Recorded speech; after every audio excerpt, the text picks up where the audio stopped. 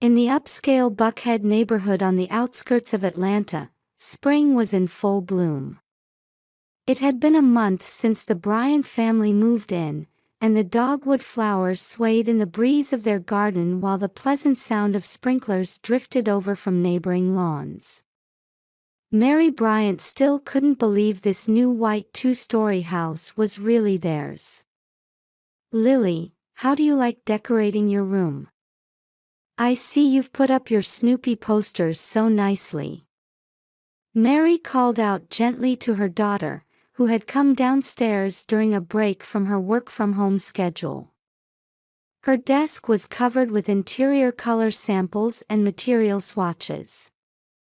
Though she was busy meeting deadlines for designing luxury apartment model rooms, being able to work from home as an interior coordinator was the greatest joy for her, as it allowed her to spend precious time with her daughter. "Yes. Having my own room is the best. I even made a corner for my dolls. Kate and Emma want to come over and play." 9-year-old Lily bounced excitedly toward her mother. With a band-aid on her knee and wearing her school uniform, she was every bit the active fourth grader. Having previously slept in a small room next to her parents' bedroom, having her own room in their new home was a great joy. Light pink wallpaper, white wooden furniture, and a bookshelf by the window filled with her favorite books, it was truly a space filled with a young girl's dreams. "Oh, that's right, when Dad gets home, he said he'll install your new bedside lamp." Mary said this while gently stroking her daughter's slightly bouncy brown hair. Her husband David worked as an engineer at a major IT company and was a loving husband and father. Though the mortgage payments were certainly challenging, it was thanks to his hard work that they could send Lily to the Galloway School, a prestigious private school. On weekends, they enjoyed shopping at Lenox Square Mall, and on Sundays, they attended Mass at Peachtree Road United Methodist Church as usual. Their family's presence at church was the envy of others.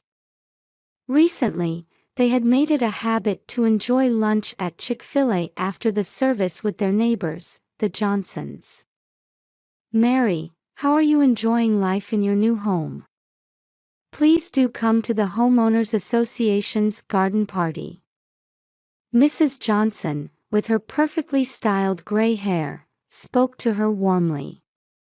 She was a central figure in the church's women's group. "Oh yes, it's very comfortable.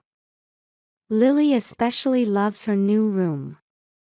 "I'm sure she does. Having your own space is so special for girls that age. I remember when my granddaughter was the same age. It was the ideal family life, an elegant existence in an upscale neighborhood. At least on the surface. However, recently, small signs of discord had begun to emerge. David was spending more time on his computer late into the night. Though he claimed it was work deadlines, it was concerning how quickly he would close his screen. Household expenses had increased, but their destination was unclear. Her husband's reluctance to show credit card statements. And most worrying of all was Lily's behavior. For the past few days, there had been noises in the middle of the night. At first, Mary thought it was just adjustment to the new environment. But Lily's expression had become somewhat darker, and she particularly seemed to avoid conversations with her father. At the breakfast table, she would refuse to sit near him. "Lily, is something bothering you? Did something unpleasant happen at school?" When Mary asked, concerned about her daughter's behavior. "No, nothing's wrong. School is fun." Lily would force a smile, but Mary couldn't shake the feeling that there was a dark shadow lurking behind her daughter's eyes. Her maternal instinct was warning her that something was wrong. Life in the new house was certainly comfortable. An upscale neighborhood, a good school, an ideal family. But beneath these peaceful days, something was slowly but surely beginning to crumble. Late at night, as David was working late again, Mary sat alone on the sofa, sipping warm chamomile tea. David had been staying late at the office about 3 times a week recently.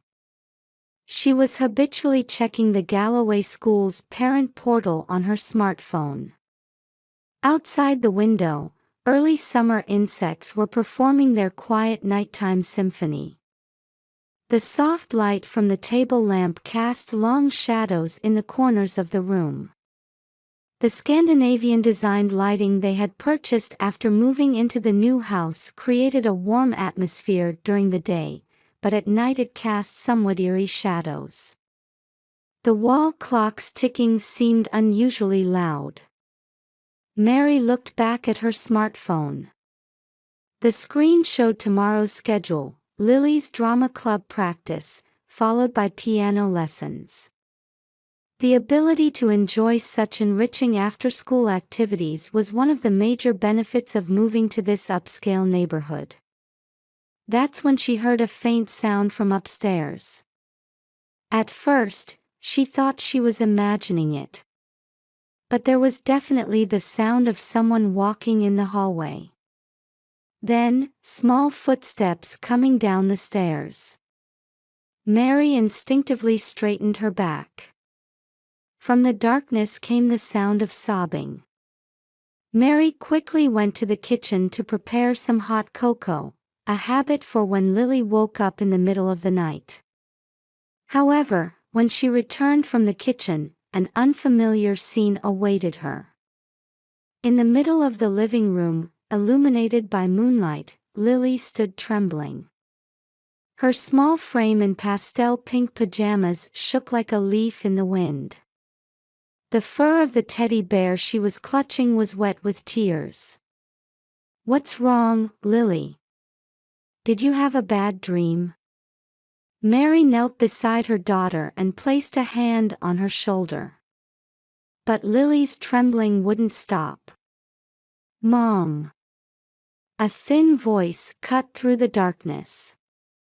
"I can't take it anymore." Lily's voice was trembling. Tears glistened in her eyes, reflecting the moonlight. "What's wrong? Lily, tell Mommy what's happening." Mary desperately tried to maintain her composure. However, her heart was pounding violently. Her maternal instinct was warning her that something terrible was happening. "Daddy. Daddy comes to my room every night." At those words, Mary's world froze for an instant. But she didn't change her expression. She couldn't frighten her daughter more. She desperately told herself this. "What do you mean, Daddy comes to your room?" "The cameras, while I'm sleeping." Lily's words were halting. She hugged her teddy bear even tighter. "Daddy, put small cameras in my room. I didn't notice at first. But I found them on Daddy's computer screen."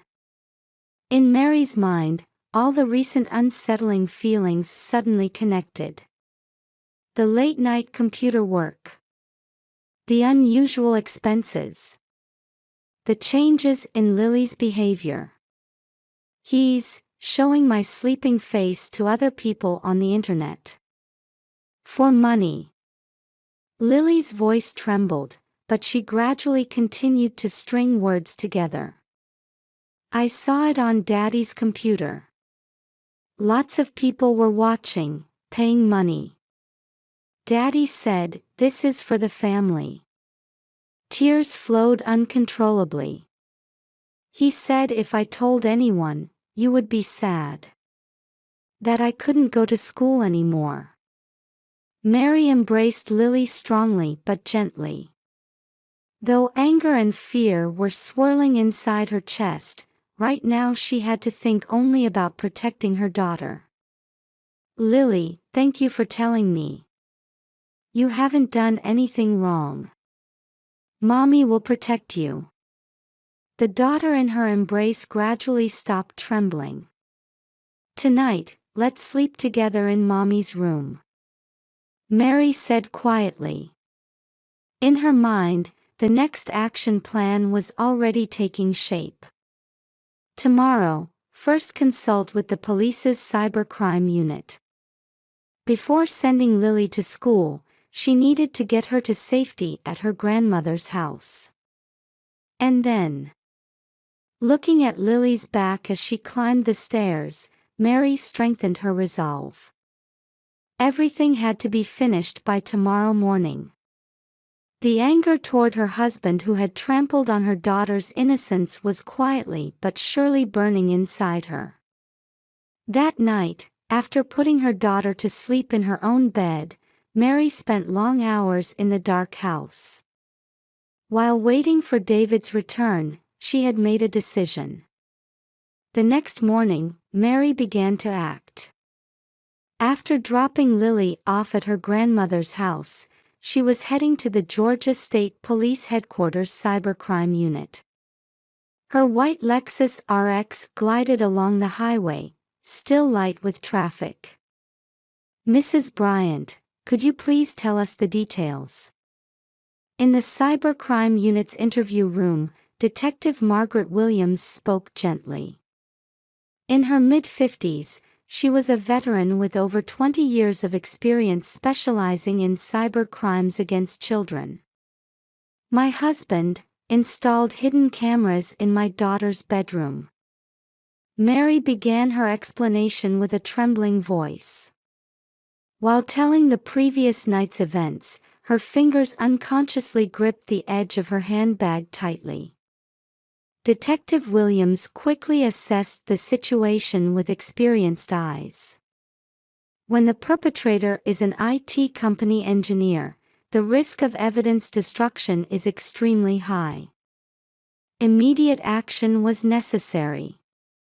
That afternoon, Mary was meeting with James Morrison, a security camera expert. A former FBI technical analyst, he now worked as a private security consultant. The latest IoT cameras are often disguised as common household appliances. Morrison continued his technical explanation. Pay particular attention to bedside and desk lamps. Tiny cameras can be hidden inside LED bulbs. Also, be wary of smoke detectors and air conditioning vents. Mary thought back to their life until yesterday. Indeed, David had replaced Lily's bedside lamp with a new one last week. He had explained it was the latest smart home compatible model, but Mrs. Bryant, let's use this. Morrison took out a small device. It's a hidden camera detector. It can detect radio waves to identify the presence of cameras. When they entered Lily's room, the device immediately showed a response. Bedside lamp, desk lamp, and the ceiling smoke detector. A total of 3 cameras had been installed. This is quite sophisticated equipment. Morrison frowned. These aren't just streaming cameras.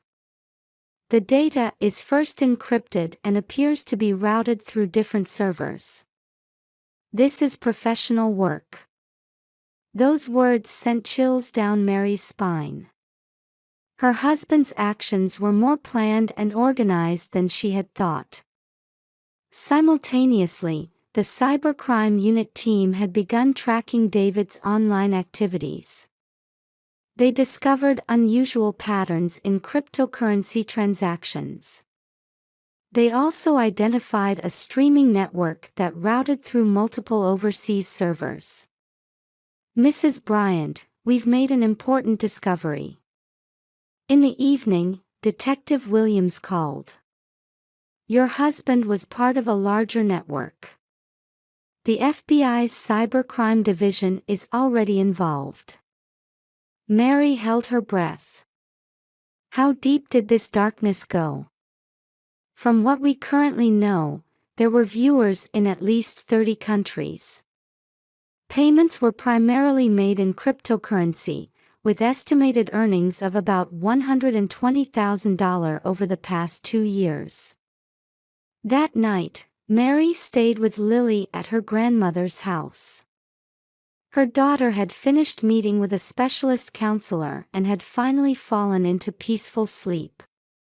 "We'll get through this," Mary whispered to herself while watching Lily's sleeping face. At that moment, her smartphone vibrated. It was a call from the FBI. "Mrs. Bryant, we've uncovered new facts. It appears your husband began these activities to cover a $500,000 loss from failed investments. However," the investigator hesitated for a moment on the other end of the line. "There's something more serious. The network your husband belonged to included numerous other perpetrators and victims." Mary's grip on the phone tightened. The depth of this darkness far exceeded her imagination. The next morning, the FBI team was preparing for final evidence collection. David had gone to work as usual, and plans were in place to arrest him when he returned home. Mary was meeting with attorney Jennifer Parker. Detailed preparations were needed for divorce proceedings and Lily's custody issues. The top priority is Lily's emotional recovery. Parker continued her explanation, maintaining professional coolness while speaking kindly. "The court will certainly be on your side. We'll support you with everything we have." In the upscale Buckhead neighborhood, over a dozen unmarked black SUVs quietly assembled. Inside the vehicles, FBI Cybercrime Division elite agents were conducting final briefings. Radio communications quietly crossed the air. Special Agent Michael Rodriguez was confirming the final operation details. At 38, he specialized in taking down child-targeted cybercrime operations and had successfully dismantled 5 similar networks in the past 3 years. The suspect has advanced IT knowledge. Time required for remote data deletion is approximately 30 seconds. We can't give him more time than that from entry to securing him. Everyone understood the weight of those words. The front door was opened in an instant with special equipment, and fully armed agents stormed the house. In the master bedroom on the second floor, David was already awake. He reflexively reached for his laptop, but Charlie team entered through the window and secured him. Special equipment was immediately attached to the computer to prevent remote evidence destruction. "David Bryant, you are under arrest on charges of producing and transmitting child exploitation material and involvement in an international criminal organization. You have the right to remain silent." As the Miranda rights were being read, neighbors began gathering outside the house. Such events were unprecedented in this normally quiet upscale neighborhood. WSB-TV's news crew had already arrived on the scene. "Yes, we're in the upscale Buckhead district of Atlanta. Just moments ago, a major operation by the FBI and Georgia State Police." By the time the first report aired on the morning news program, the incident had already become a major topic on social media. At the Atlanta Federal District Court, preliminary hearings were about to begin. Representatives from child protection organizations were present in the gallery. Defendant David James Bryant, step forward. Judge Elizabeth Montgomery's voice echoed through the silent courtroom. With over 20 years of experience, she was known for her unforgiving sentences, particularly in cases involving children. The prosecution's opening statement began. Members of the jury. The defendant exploited the most innocent beings, children, in the most despicable way. Assistant U.S. Attorney Sarah Jenkins began speaking powerfully.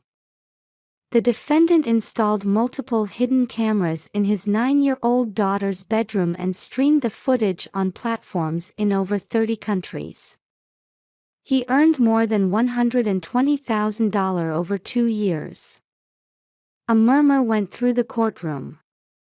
Even more seriously, the defendant was a member of a larger international network. The investigation has identified at least 15 other children who were similarly victimized. Evidence was presented one after another. Encrypted streaming data, bank transaction records, and the most decisive evidence, detailed records found on David's computer. The defense argued that debt from failed investments was the motive and there was no violent element. However, the prosecution immediately countered. Psychological abuse can sometimes leave deeper scars than physical abuse. Expert testimony was also given. Dr. Catherine Brown, an authority in child psychology, took the witness stand. The trauma from such acts can have serious impacts on victims' personality development. Particularly when the perpetrator is the biological father, the impact is immeasurable. The trial continued for 3 days. On the final day, Judge Montgomery delivered her sentence. Defendant David James Bryant. Your actions represent the most despicable form of child abuse. Exploiting your own child for financial gain while in a position of trust as a parent can never be forgiven. The courtroom fell silent. Therefore, this court sentences you as follows: 12 years imprisonment. No possibility of parole. $150,000 in restitution.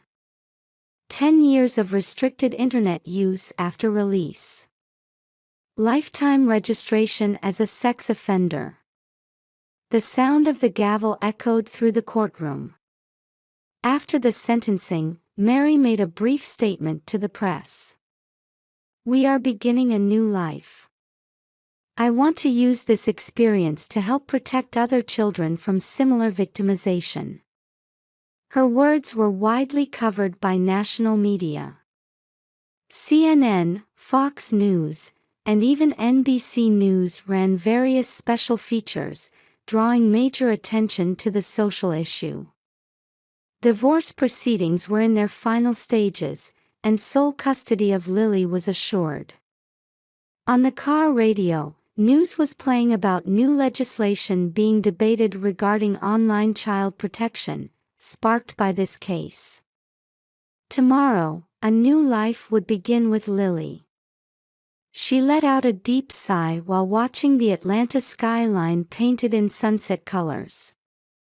1 year after the incident, in spring, in a quiet residential area of Savannah, 100 miles from Atlanta, Mary and Lily were living in a Victorian-style house that retained its 19th-century charm. In the garden, roses that Mary carefully tended were blooming gloriously, and on weekends, neighborhood children could be seen gathering to play. Mom, look! I got the part in the audition. Lily burst through the front door excitedly waving a letter as soon as she returned from school. She had landed the role of Dorothy in the local children's theater group, Savannah Kids Theater's spring production of The Wizard of Oz. Congratulations, Lily. Mary hugged her daughter. Over the past year, Lily had gradually but surely regained her spirit. Though she still continues twice-weekly counseling sessions, according to Dr. Sarah Johnson, Lily's recovery has been remarkably fast. "You know, when I'm acting, I can just be myself. While pretending to be someone else, I feel like I can find my true self." Mary felt tears welling up at Lily's words. Acting was a new hobby suggested by her counselor. Now it had become Lily's emotional anchor. Meanwhile, at the Atlanta Federal Prison, David was participating in a rehabilitation program. He faced his crimes every day. "I hurt the one I should have protected most." His statements in group therapy always began with these words. He was also participating in rehabilitation programs using IT skills provided in the prison. He was trying to use those skills to protect children from cybercrime. Mary occasionally receives letters from David. Though most remain unopened and stored away, each one contains words of deep regret and apology. Maybe someday Lily will want to read these letters. I'll keep them until then. With this thought, Mary carefully stored the letters. Life in Savannah had become more fulfilling than expected. Mary had established a nonprofit organization called Safe Children Online, working to raise awareness about preventing online child exploitation. "I want to use our experience to prevent other families from experiencing similar tragedies." Her activities were gradually gaining attention across the country. CNN's feature, Digital Age Warriors, covered Mary's work in detail. "It's our responsibility as adults to protect children. Technology is a double-edged sword. Depending on how it's used, it can be either our greatest ally or our worst enemy." These words resonated with many viewers. On weekends, Mary held workshops for parents at the local First Baptist Church. Take an interest in your children's digital lives. However, building trust is important, not surveillance. Some participants came from as far as Texas and Florida. Her practical advice, based on personal experience, helped ease many parents' anxieties. One day in June, Lily celebrated her 10th birthday. The garden party was attended by her school friends, theater companions, and many community members who had supported them. As singing filled the garden, Lily blew out her candles. Her face as she cut the cake showed no trace of the dark shadows from before. "Hey Mom, I've decided on my dream," Lily said while helping clean up after the party. "I want to be a counselor. I want to become someone who can help children who are suffering like I was." Mary stopped in her tracks. Her daughter's eyes showed strong determination.